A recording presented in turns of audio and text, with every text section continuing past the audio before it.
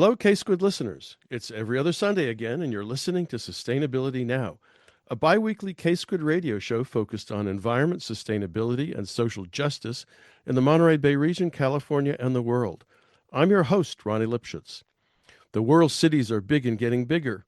Depending on whom you ask, right now, one half to two-thirds of the world's population lives in cities and towns, and that number is projected to grow to more than 80% by 2050.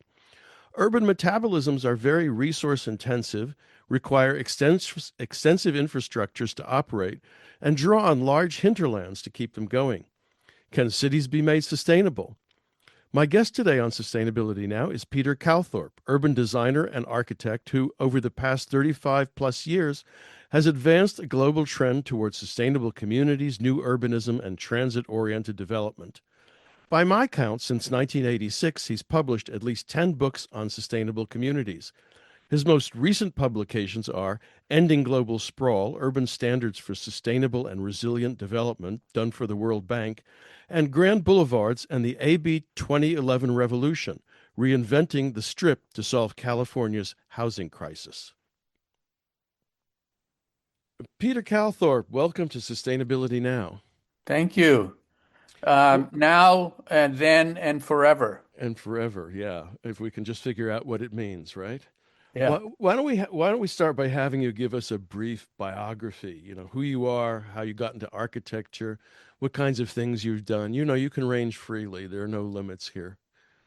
Well, grew up, I grew up all over the place, but as a teenager, I grew up in Palo Alto. So I got hit heavily with the hippie world, which to me was a really powerful and positive phenomena. And at that point, everything was up for grabs. We could basically reinvent anything, whether it was politics or ecology or sexuality or everything was ready for a makeover at that point. And I was engaged with a group that had started an alternative high school and also a really great Quaker elementary middle school that really wanted to test the limits of what you could do. And it became a bit of a hippie commune up there on Skyline Boulevard.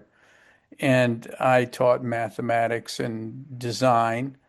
And that's, where I first met Bucky Fuller and Stuart Brand and a few people like that.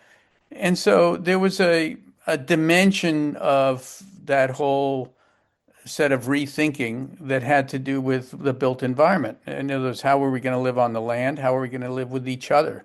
Those are kind of the two basic questions that we have to answer all the time. And so I began experimenting and being part of a movement, as it were.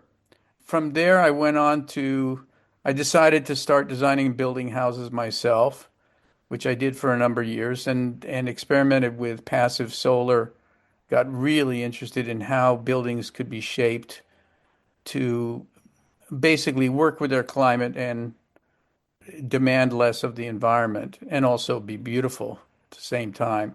So that was a whole movement. I don't know if you remember it, called passive solar. There were Well, conferences and whatnot. there was that book that I remember, and the Ed thing that Mazzaria, a good friend of mine, wrote a book about it. But there were yeah. several conferences where we would all get together and talk about how to do it and Hmm. what the thermal calculations look like and all sorts of crazy stuff. Yeah. And then from there, I got to be friends with Sim Vanderen, who, of course, he and I went on to write the book, Sustainable Communities. But along the way, I got detoured and I was told I needed to study architecture, so I went to Yale Graduate School, where we were just talking about. There, I met a lot of really pathetic people who, like Philip Johnson and all the modernists who cared more about what a building looked like than how it behaved in the urban environment or in the larger ecological environment. And there were one or two really great people there. We were just talking about Charles Moore, who began to break the ice in terms of thinking about buildings in the way they shaped shared space as opposed to in the way they looked on a magazine cover. So Kresge College, we were just talking about, was really about shaping a public winding hilltop pathway where everybody could run into each other and hang out with each other, and where confluence was really the point of the built environment. So that was a good stopover. I got to know a lot of interesting people. A real mentor at that point was Vincent Scully, the famous architectural historian, who was also ready to break out of the modernist, lockstep of we have to reinvent the way buildings look. And of course, it was a brutalist phase in architecture. It was horrible. Had nothing to do with passive solar or anything I was interested in, so I left. Actually, what happened was I got a call from Sim Vanderen, who'd just been made the state architect by Jerry Brown. And he said, Peter, I'm supposed to design a bunch of state office buildings and redo the capital area plan. And by the way, I'm starting a new department in the state called the Office of Appropriate Technology. And so Sim had taken his whole basket of stuff from the Integral Urban House to the Fairlawns Institute and transferred it up there. Jerry was, of course, totally into all this stuff. Stuart Brand was, in terms of a thread that runs through it all, for me was Stuart. He was always there, at the beginning of the counterculture and the Trips Festival and all of it, from light shows to inventing the first online email system. Bulletin board, right? Yeah, it was Was it the well? Was it the the well? well. It The was called well, yeah, yeah. Well. Yeah, so and then Stewart veered more really intensely into digital technology and was really at the source of a lot of that. So he was a real leader, and I'm just saying that because he's published a new book and called Maintenance, which I should plug for him because it's just a beautiful piece of work, like everything he does. Anyway, so Stewart was there as an impresario for Jerry, bringing in the best and the brightest from all over the world. We had E.F. Schumacher come by, and of course Bucky was in and out, and there was just Hassan Fateh, just an amazing array of really big thinkers would come through, and Jerry being very Socratic and in his Jesuit way would bring people together and have amazing debates. Actually, his criteria, anybody who joined his cabinet had to read Small is Beautiful. I was like, okay, this is a rite of passage, and we're going to be on the same page. Well, that opened a million doors for me because, first of all, Sim was so busy he couldn't actually execute anything. He just had to keep thinking stuff up. So the Bateson building, which was a 250,000 square foot office building, is actually the first large building I got to help design. It sits there today. It's really quite a beautiful piece of work This is in Sacramento near the in Capitol, downtown. right? So what was going on was Reagan had been governor before, and he was leasing really crappy stucco office buildings in the suburbs as state office buildings. Mm. And Jerry and Sim wanted to rethink how the state would own and operate buildings. So Jerry asked me to kind of lead the design. There was a great team of designers on it, and we did a 250,000 square feet is a full city block. And instead of we kind of rethought buildings at that scale. It was not all natural, because of course something of that scale needed backup systems, but it was naturally daylit. It had operable windows. It had operable shades so that instead of glass covered with, reflective material, you basically on an east side or a west side, you had a big canvas shade coming down outside the building to shade it. The courtyard had a series of south-facing monitors that had louvers that allowed the sun in the winter and kept it out in the summer. So it was a true buffer space and a source of kind of social coherence. We hid the elevators and made the stairways these grand things looping through the courtyard so that everybody could see everybody else coming and going and kind of create the activity. And there were so many beautiful things that happen the moment you say the building should be energy efficient. So compared to the buildings next door that Reagan had built, these two glass office towers, the Bateson building consumed just 20% of the energy. And it used its thermal mass in the concrete, just like in a big old adobe building in New Mexico. You take in the cool night air, flush the building out, pre-cool it, big thermal battery. The building became a thermal battery. And high ceilings, because of course that's how you get natural light into buildings. So it was just a huge number of experiments, and they all worked. And then, in more interesting yet, in terms of long-term sustainability, that building became the model for what's called Title 24, which is the energy standards that Jerry put into place for the state of California to reduce energy in buildings, which is had the single largest impact on our California's per capita carbon emission. We're about half of what the rest of the country produces, and a lot of it has to do with energy efficiency in buildings that were started. I mean, this was 40 years ago. And all that was exciting. We got to work with the computer models that showed how these buildings could work. And the models became part of the law. You could do an exotic design that was you created a performance analysis for, or you could do the prescriptive, just make sure everything's well insulated and the rest of that. But it was really the beginning of energy efficiency in buildings. Meanwhile, the capital area, Sacramento, if you haven't spent time there, actually is a beautiful old gridded downtown with really big London plane trees shading, sidewalks lined by beautiful bungalow porches and corner stores and everything good about an old traditional urban place. And of course, the Reagan administration had planned a complete demolition of the center of the city and build super blocks with towers, which was the classic modernist approach to urban design. So we set about redoing that. And I worked with John Cricken from SOM on that. And we preserved the historic grid. We preserved all the street trees. We preserved historic housing that was right in the middle of the city. We allowed for more housing and more mixed use. And of course, we added a light rail line so that it became one of the first TOD experiments, I think. At least for me, was when the idea actually got grounded. Then the next thing that happened, but all these things are very relevant. And then Sim was saying, yeah, but we've got to really look at how the city itself interacts with nature. And there was all sorts of standards around recycling and water conservation and water reuse and things like that. But I remember one of the most kind of radical ideas that he had was, well, we have beetle infestations up in the Sierras and a lot of deadwood up there.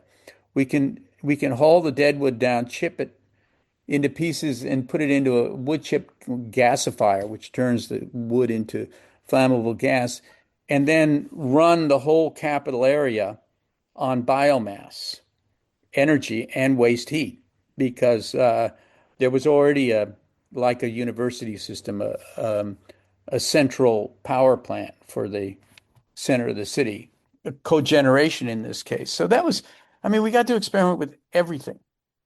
So that was a real launching pad. And then in the second administration, Sim and I took off from Sacramento and started our own practice where we designed, energy efficient buildings and systems, and started this thing called the Fairlawns Institute, which became the classic kind of place you can do it all. We had passive solar buildings and greenhouses and organic farms and barn building and Clivus Multrum, composting toilets, and everything you could think of in one place. And, shared dining rooms and all the rest of that. So that was, those were kind of foundational.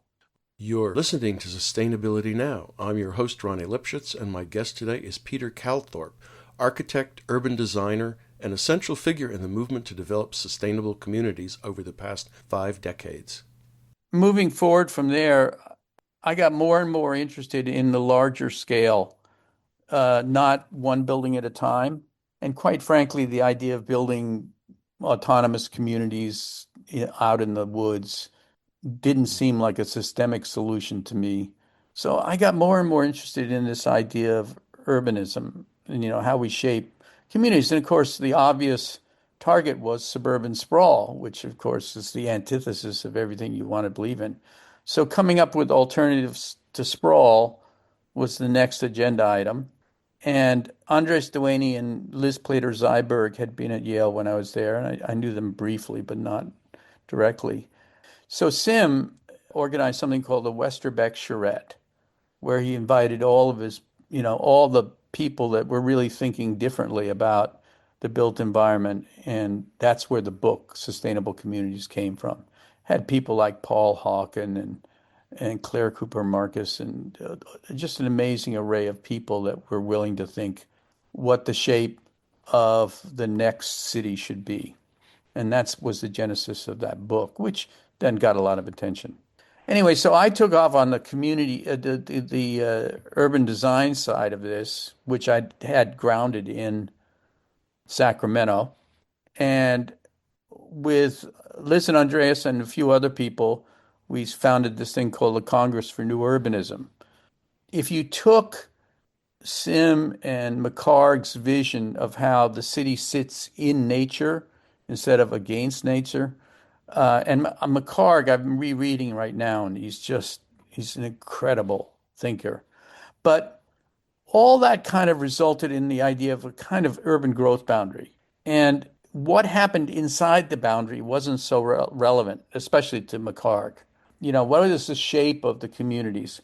He felt like, well, as long as you did a good job of preserving the critical ecological features of an area and the watershed and the habitat and all the rest of that, then have at it with the rest of it. And so the idea of new urbanism was to combine that green attitude at the large scale with a historic urbanism, a rediscovery of urbanism that really supported the pedestrian and human scale communities. One of the inspirations for that was Leon Krier from Europe, who had been doing these alternative drawings of, well, what if we just rediscovered everything that was great about pre-modern European city center and or village town fabric. And to a certain degree, Charles Moore had done a bit of that as well. So there was this idea that you could bring it all together. And the Charter for New Urbanism operated at three scales: the regional scale, the town scale, the city and the block. So it was meant to be a kind of telescoping approach to the thing. And I got very involved with the regional scale planning, which led me to, I think, the first big TOD plan for Portland. It was romantically called LUTRAC, the Land Use Transportation Air Quality Study.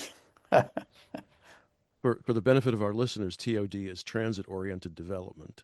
Right. So this great group up in Oregon who had helped facilitate and then protect the urban growth boundary legislation that they had put in place was up in arms for good reason, which is the federal and state traffic engineers had decided Portland needed a beltway freeway around the edge that went right out into a beautiful protected agricultural valley, which of course, if you put a freeway through it, you'll have sprawl in it before too long. So they wanted an alternative to that. They wanted to stop that. And I got together with them and they said, well, actually, I said, why don't we create an alternative plan to show how the city could grow without violating the urban growth boundary and without building another goddamn freeway, and take the money that was going to be spent on the freeway and spend it on light rail instead, which Moynihan, the great Senator Moynihan, had put into the state legislation for spending gas tax money on transportation. So every jurisdiction, every MPO could decide how to spend the money, hypothetically. Almost all of them decided just to build more roads because that was the NIMBY attitude towards growth. And the local jurisdictions all wanted those dollars for roads. So you didn't get a lot of people saying, no, no, no, we're going to build a light rail system instead of a freeway. But we did in Portland. That's the West Side Light Rail Line. And in order to solve for the growth without violating the urban growth boundary, TODs were the obvious answer, which is at each station you'd build higher density, mixed use, and walkable. And hence that was the first TOD master plan at that larger scale. I had played around with the idea at Berkeley as a design studio, theoretically. As a matter of fact, that design studio used what is now the SMART train up in Marin, Sonoma. It used an abandoned railroad right of way as a hypothetical light rail system, which then had little TOD nodes along it, which to a certain degree has all come true. Anyway, so that was the first big one. And then we were really off to the races because we not only had a paradigm for how to build a walkable neighborhood, what Liz and Andreas called the TND, traditional neighborhood design, but we had the TOD, which was a way of organizing growth at the regional scale that was environmentally sensitive. All right. I'm going to leave the story there and come back because there are some very interesting next steps. The whole idea of sustainable communities, which is still, I think, one that is around, is a pretty thought-provoking one because I mean cities are really complex systems, right? They rely on hinterlands and extensive infrastructures, and then of course there's the politics, right? Which is always, whether it's obstructionist or not, it's always really complicated. So I mean, where did this notion, come from? I mean, you talked about, I guess, sort of European cities as a model, right? More walkability, more, I mean, Well, closer. but also traditional American towns. Don't forget, before the post-war period, we had magnificent urban centers. Hmm. We had streetcar suburbs. It was TOD before there was TOD. Growth happened out along the streetcars. The stations were walkable places. It wasn't unlike what Ebenezer Howard had envisioned at the turn of the 19th century in garden cities. Hmm. So we had a healthy fabric. We just destroyed it after World War II with massive investments in freeways and underwriting subdivisions through FHA and the GI Bill. I mean, we basically, subsidized a form of growth that was really malignant. And that's how we got where we were, and we were all about trying to fix it. Yeah, but my point of interrupting is that I don't think it was just about European um, precedents. We had Hmm. a good set of precedents in our lap. We had wonderful neighborhoods. Actually, Sacramento, downtown Sacramento neighborhoods, beautiful places, completely mixed in terms of housing type and family type and things like that. So sorry to interrupt. No, that's okay. I mean, that's fine. I mean, it sounds like the cause of all of this is essentially the car, that the access. I mean, and that of course is connected to all kinds of other things: urban development, economic growth, capital accumulation. I mean, it's not obviously just the car Oil, itself, and oil. oil and land, right? Land, selling land, um, and as you said, I suppose the FHA and the GI Bill and so on and so forth, right? I'm wondering, in a sense, certainly in recent decades, what we've heard about is that technology is going to solve all of these problems. With the notion of the smart city that is essentially managed by intelligent computer programs. I guess that's what artificial intelligence will do. And there's a sense in which appropriate technology, the whole movement, was against that kind of reliance on technology, certainly high technology. I mean, and then on the other hand, Stuart Brand was a great advocate, right, of digital technology. Well, How that's about really that? complicated to unwrap, but I'll kind of take a couple sidebars before I get to the answer. Yeah.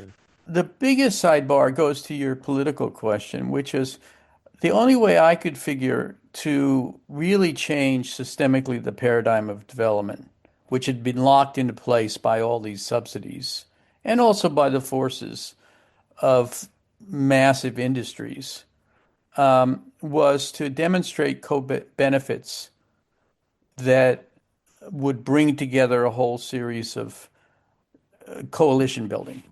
So let me try to unpack all that. First of all, let's go back to the industrial giants that were behind it all. You know that that a conglomerate of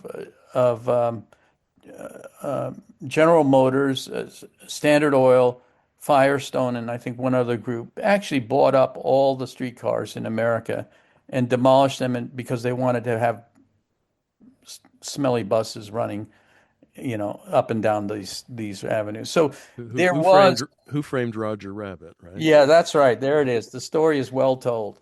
So it's not as if there wasn't a confluence of uh, industry and government.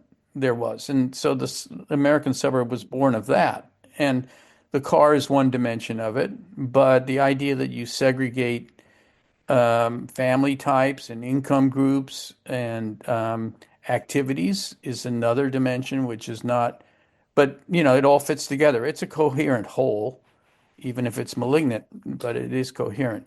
Anyway, so I thought the only way to unwrap all that, and it was something that just fell in your lap, was to build coalitions. So the environmentalists had to stop focusing just on preserving land and they had to start thinking about how to build denser communities. Um, the urbanists needed to stop thinking just about the architecture and form of the place and actually look at where is it appropriate to build a T&D or a neighborhood, and how can we facilitate infill and redevelopment as opposed to constant greenfield development. So it was a matter of trying to put those pieces together. Um, and talking about technology, I spent 10 years developing a piece of software that allowed you to analyze the co-benefits of one growth scenario versus another. And on behalf of high-speed rail in California, I actually did a plan for the whole state of California. If you grew Hmm. using standard sprawl, you get this in 2050. If you grew um, using a kind of variation on TOD and streetcar suburbs, you got a different outcome. And the outcomes were expressed in a whole range of metrics, from ag land preserved and water conserved and to the cost of housing and the cost of maintaining a house and living in a house. We were able to identify each one of these metrics that I call co-benefits. So if you get it right, you check a lot of boxes at once, and each box represents a special interest group. So, the guys at 1000 Friends of Oregon who were trying to protect the urban growth boundary never had originally didn't have a concern with what kind of communities were built inside the boundary.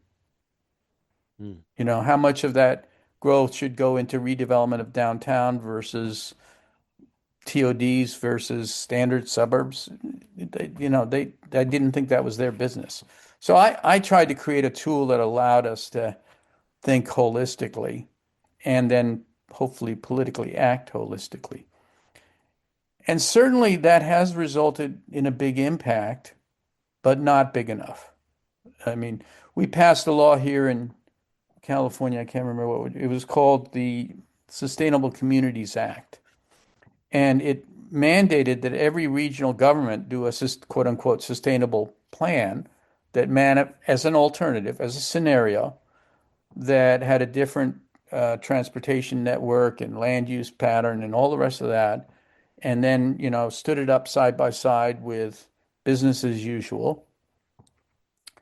And then all that gets taken to a political body that runs our MPOs. And MPOs are obscure to most people. Metropolitan Planning Organizations is what it means. And it makes all the big decisions about where infrastructure goes and where roads go and what kind of transportation you have and all that kind of stuff. But the bad news is politically, it's made up of local elected officials who are just in there lined up to get their piece of the pie, not to shape. So that was a valiant effort, and there's been lots of documentation of good alternative sustainable scenarios for the state. And yet the local MPOs always vote for business as usual because it gets them another expressway or freeway off ramp. Well, it gets them economic growth, I mean, suppose, right? And I mean, what interestingly, the show previous to yours was talking about ecosystem um, accounting. The trying to figure out what the value of ecosystemic services are, and then to internalize them or incorporate them in policy making and decision making. So the co-benefits you're talking about are very similar, right? They're not monetized, or they're Yeah. not monetized in a collective way, right? And as a result, they don't get taken into calculations of how much money will come flowing in or will come flowing to me. And that seems to me to be a constant problem in terms of all sorts of efforts, around sustainability. You're totally right about that.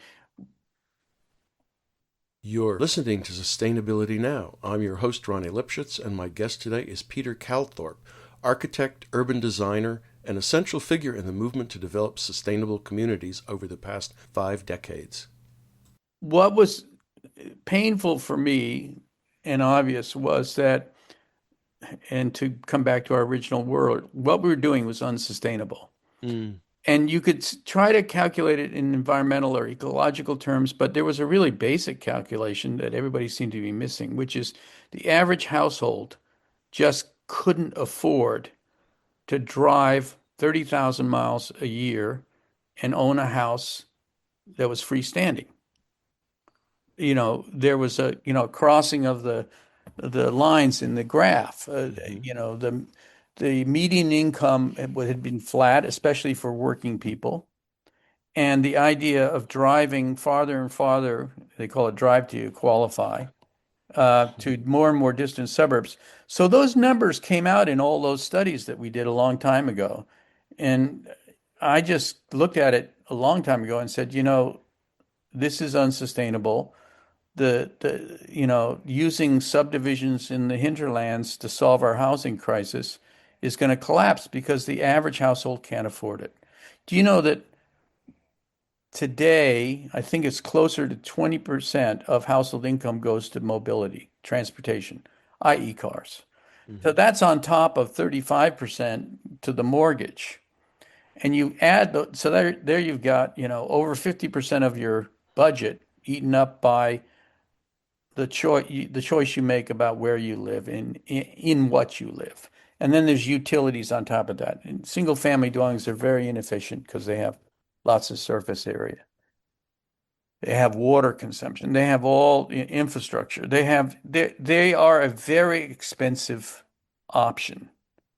And these marketing people would always tell me, yeah, but that's what the American dream is. Everybody wants to have that. And the reality is, not only was our lower middle class declining in wealth, they were declining in size. You know that 35% of households in America today are single people, Mhm. and only 19% of households are families with kids, the quote unquote American dream, the people who needed that backyard and the basketball hoop on the driveway. That's 19%. So we were building cities for people that didn't exist and didn't have a pocketbook big enough to handle it. And lo and behold, we have 2008. What a surprise. It's just the simple economic manifestation that the market couldn't afford what what it was being sold. And the only way you could move the inventory was to gimmick the financing, which of course only lasts so long. And Hmm. ever since that collapse, the Great Recession, we've really been unable to build housing at a scale and rate that's needed because you can't build subdivisions in an affordable way that actually addresses the true market. So I have a graph I use now that shows housing production for the state of California Hmm. year by year. Prior to '08, it's basically 4 to 1 in terms of single family to multifamily. Yeah. Then the whole thing collapses and we're producing about a third as much housing as before. And ever since, we've been on a trajectory where multifamily, single family are now equal. It's a complete paradigm shift. But it's not enough because we don't have enough land inventory for the multifamily. Anyway, but I guess what that says is you don't need to just rely on ecological economics. Everyday economics has now taught us a big lesson, and we're in a housing crisis as a result of it. And, there's a long discussion to be had about how to get out of that crisis, but the paradigm has now failed. I want to ask you a couple of questions about TOD, transit oriented development, and actually about the whole notion of green cities, which became very popular, I guess, starting around 2010. And I was always a little bit cynical about the idea because it seemed to me that the idea of greening a city had more to do with attracting tourists and higher income residents than it did with actually uh, creating sustainable communities. I mean, do you have a response to that? Well, I don't quite get the relationship between TOD and Oh, tourism. well, I wanted one of the criticisms of TOD has been that it tends to attract higher income residents who tend to buy more stuff, so that you're displacing people who weren't such big consumers with people who are much greater consumers, and so the whole question is raised, and I haven't actually looked into this in any depth, but is that you're actually giving advantages to more affluent residents. Well, yes and no. I think the problem, and this maybe get to where we end, because my latest thinking is no longer TOD. Oh, okay. Well, I'd like to hear about that. Um, Sure. the problem with TOD is it's not ubiquitous enough. Hmm. In Europe and in China, they built so much transit that you have a lot of stations, and therefore you're supplying a lot of a lifestyle that everybody wants, which is I don't want to spend 2 hours a day in my car. Right. I don't want to schlep from parking lot to parking lot. I want to be in a real place where I can walk and see my neighbors and, do things on a bike and whatnot. And it sounds utopian, but it actually is financially more attainable for most people because it's intrinsically less expensive. Hmm. We were talking about that, household spending pie, 19%, 19-20% going to cars. So the problem with TOD is we just don't even come close to building enough transit to supply enough of those good places. And yes, people want to be there, and therefore the rich ones get in first and get the best. But if it was ubiquitous, I don't think that would be the case. So I'm now on this thing I call Grand Boulevards, Hmm. um, which is really reinventing the streetcar suburb.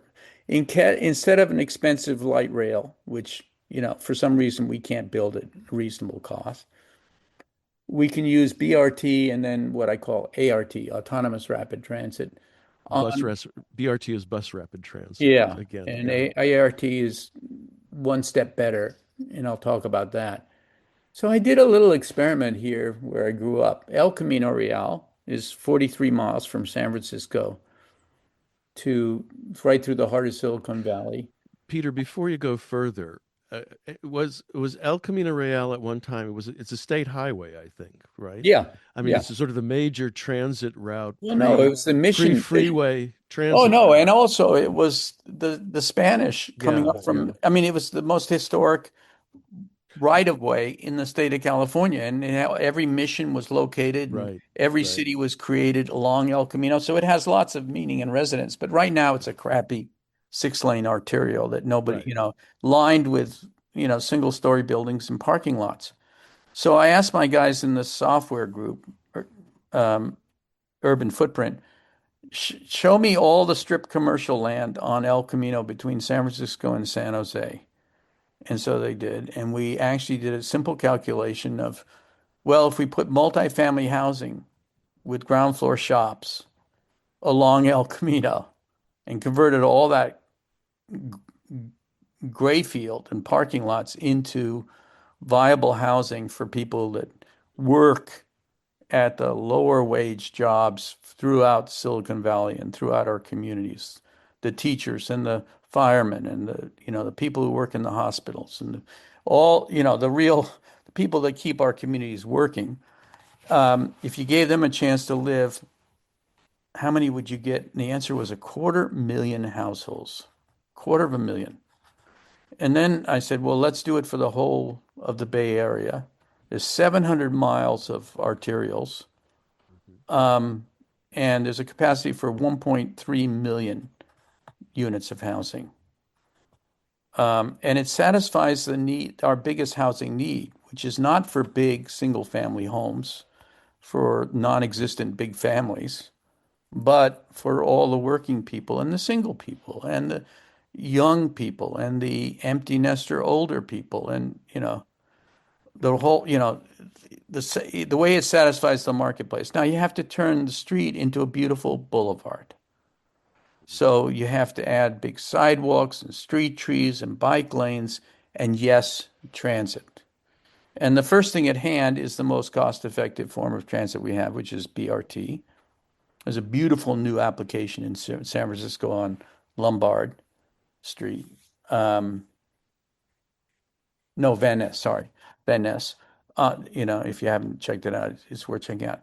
So I've been looking at that, thinking that's great, but it's buses, and it's it's a bus that's very slow because it stops at every station. What if you put an autonomous van, a whole fleet of autonomous vans that operated like a horizontal elevator, where certain people would get into certain elevator. An elevator doesn't stop at every floor. It goes to a strategic number of stops based on who's in the elevator. Right. Well, the same thing could be true of autonomous vans. There's, that's actually kind of trivial AI calculation. So I call it the next generation of transit, and it's linear. It's not nodal like TODs, and it could be ubiquitous. If you look at LA County, they have 19,000 acres of strip commercial land that could be converted. And all that, kind of strip commercial could, well, and the other thing is the strip commercial is all dead and dying anyway because of Amazon and all the rest of it. The only thing that it survives is stuff that places people want to go and hang out, which is, of course, is great for if you happen to be living right on the street. So there's a big solution. It's a systemic solution. We have these arterial networks everywhere in America, and we have a need for multifamily housing and walkable districts and a next generation of transit that's affordable. The other thing about ART is not only does it operate very efficiently, it's 24/7, Hmm. and it costs about half the operation costs of a bus system because the drivers are half the cost. Because So, there are no drivers. Is that the point? yeah, Yeah. I mean, that's the point. So, if you use autonomous technology as taxis or as private vehicles, it will increase our VMT by, a third or double it. Hmm. Because, there's a lot of what's called deadhead. There's time when the vehicle is running around with nothing in it. Or if you live in a suburb and you use an autonomous vehicle, you to get to work, you may send it home for somebody to use. So there's only one thing worse than a single occupant vehicle. That's a zero occupant vehicle. And that's what we've got coming our way. Unless we take all this investment and all this intelligence and use it to build the next generation of transit, which can carry along its spine the next generation of housing. So that's a pretty cool idea, I think. And is that what you're writing your next book about? That's where the next book ends. Uh, It's, oh, and by the way, we passed a law, AB 2011, in the state of California that actually converts all strip commercial to mixed income, mixed use housing. It's now a state law. So any NIMBY town can't come along and say that's a great idea, but we just don't want it anywhere near us. So by right, any developer can buy a piece of El Camino and build a mixed use building. you're listening to Sustainability Now. I'm your host, Ronnie Lipschutz, and my guest today is Peter Calthorpe, architect, urban designer, and a central figure in the movement to develop sustainable communities over the past 5 decades. Have you looked at I want to get back to your, the book you're working on, but I mean, how is this all going to be financed or paid for? Well, it all these questions are always have to be put in the context compared to what? Sure, Okay. sure. So, you could do the same thing. Everybody says, well, high-speed rail's too expensive. Compared to what? Right, Expanding airport capacity? right. That those numbers were done a long time ago. It's much more cost effective to build high-speed rail. Yeah. So, yes, everything takes investment. And if an investment is cost effective, it's a win-win-win because it's creating jobs Yeah. and economic development and it's satisfying a real human need. Yeah. So no, I don't see that it's the problem. Unwrapping the problem we have right now is hard to do in detail by numbers, but the simple answer to your question is Trump, is MAGA. No, it's really people who don't even want to think through rational trade-offs or Oh, reasonable alternatives. oh no, I don't, I'm not disagreeing. I just Yeah. hoped we could avoid Oh, mentioning the man in the, yeah. you know, in the Why? White Why? House. Why? Why? Why? We have to. Look, I figured they've been around since the 60s. I remember going, marching against the war in Vietnam and having people screaming from the sidelines, Oh, go, get out of America. You love it or leave it. oh, yeah. Well, tell us about what the book you're working on now. Okay. Well, it is a bit of a memoir. It's a history book. I wanted to go back and dig up, well, where did this start and how many Mm, steps has it taken and where does it lead? And so where it leads, I think, is to reshaping the worst of our cities, which is the suburbs, reshaping the strip, hmm. turning that into a ribbon of urbanism that allows everything around it to then have a place to walk to and use transit and go to cafes and all the rest of that. So, um, yeah, it's a progression of ideas. One big stop along the way, I spent 10 years working in China before she came along, and they were really interested in sustainability and and walkable urbanism. So, you Is know, that still the case, or has China gone the way? I It think seems like yes, China's gone the way of the car. it's a classic yes and no. They've gone the way of the car, and they built cities with massive investment in metro and transit. Mm, So there's very few places in China that you could be that doesn't have a transit station. But they didn't fully reform the way they built the buildings. There's still these slabs Hmm. of high rises. It's not good urbanism. Doesn't create human scale streets. They've still got a problem there. Anyway, so yeah, that the book goes through, and I guess the editors are saying it's MIT Press, and they're saying, well, Peter, do you really have to go back to the 60s? I mean, isn't this a little bit, we've all heard this too many times. But I'm fascinated, quite frankly, at this point of actually going back and reading and looking at where the precedents came from and what has worked and what hasn't. I mean, there are real advances in technologies. I mean, sewage treatment Hmm. is a totally different phenomenon now than it was. It's, we're not just dumping into rivers anymore. Right. Yeah. Uh, so there's lots of advancements, but um, but But, right, the big we word. still have NIMBYs and people who don't want another kind of person nearby.